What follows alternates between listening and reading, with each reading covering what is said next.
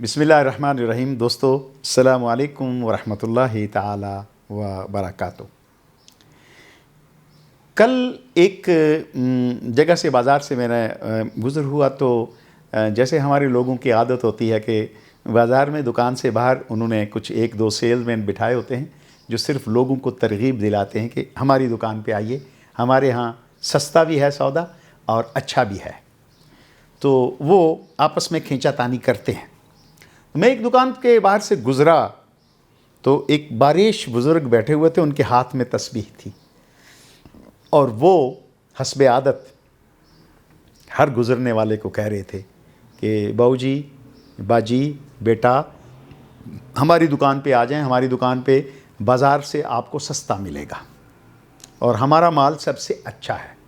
میں اس دعوت پہ بڑا خوش ہوا اور مجھے اچھا بھی لگا، لیکن ایک چیز جو عادتاً ہم میں رائج ہے نا، وہ ہے کہ ہم کسی کو بات جو بتاتے ہیں وہ اور ہوتی ہے، اور لیکن اندر جا کے جب ہم معاملہ کرتے ہیں تو معاملہ کچھ اور نکلتا ہے۔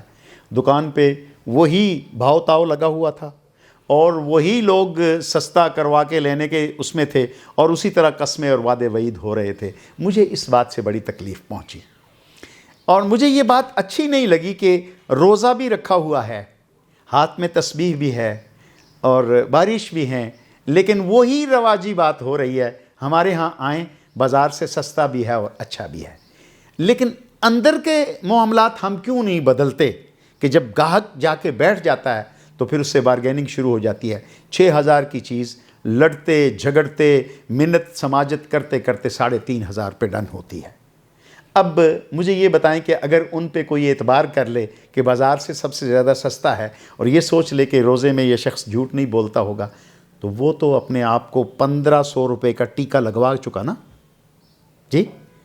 ایک شخص کے باہر ایک ڈائلاگ بولنے سے، تسبیح پکڑ کے بیٹھنے سے، روزہ رکھ کے ٹوپی پہن کے باشرہ ہو کے بیٹھنے سے ایک شخص کی دولت اس کے حق پہ ڈاکہ پڑ جائے تو یہ روزہ ہمیں ان چیزوں کی اجازت نہیں دیتا۔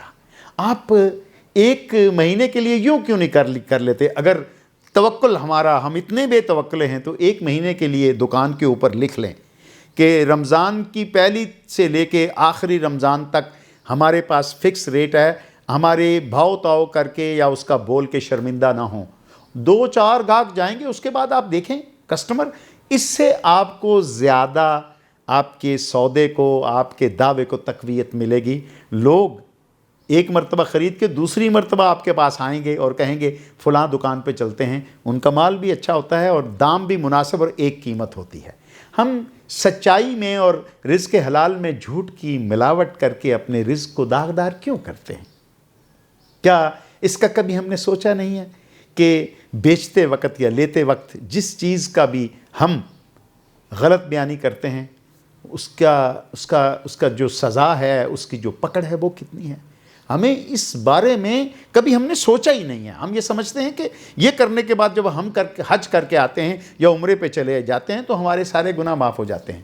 خدا را اس بات کو بھول جائیے، آپ کا عمرہ، آپ کا حج آپ کو مبارک، لیکن اللہ کی مخلوق کو آپ نے اگر ذبح کیا ہے، ان کے ساتھ زیادتی کی ہے، تو اللہ کے رسول صلی اللہ علیہ وسلم کا فرمان سن لیجئے۔ آقا علیہ الصلوۃ والسلام نے فرمایا، من غش فلیس منا، جس نے ملاوٹ کی، جس نے کام میں 2 نمبری کی، معاملہ کرتے ہوئے جس شخص نے سچائی کو اور حقیقت کو ہاتھ سے چھوڑ دیا، فرمایا فلیس منا، وہ ہم میں سے نہیں ہے۔ کیا ہم یہ دنیا اس لیے بنا رہے ہیں کہ قیامت کے دن ہمارے نبی صلی اللہ علیہ وسلم ہمیں دیکھ کے کہیں یہ وہ شخص ہے جو میرے بتائے ہوئے اصولوں کو توڑتا رہا اور جس کو میں نے کہا تھا یہ ہم میں سے نہیں ہے، آج یہ میری رحمت کا حقدار نہیں ہے؟ گو کہ ان کی رحمت بڑی وسیع ہے، لیکن اعمال کے معاملے میں اگر ہم ان کو فالو نہیں کریں گے، ان کے بتائے ہوئے راستوں پہ نہیں چلیں گے تو خواتین و حضرات یہ ہمارے لیے خسارے کا سودا ہوگا۔